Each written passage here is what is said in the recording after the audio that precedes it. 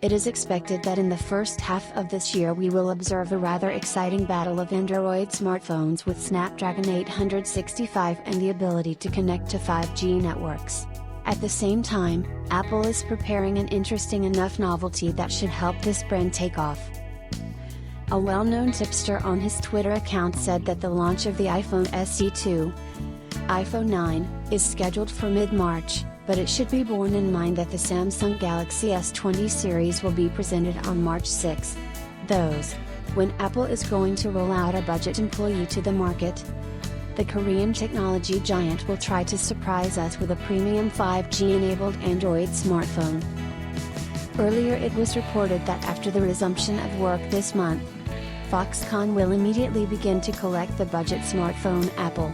Analysts predict that Apple has placed an order for more than 10 million devices.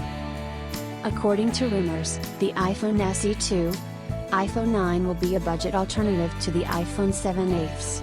It will receive a 4.7-inch LCD screen, a built-in fingerprint scanner, Touch ID, one main camera sensor and an A13 processor.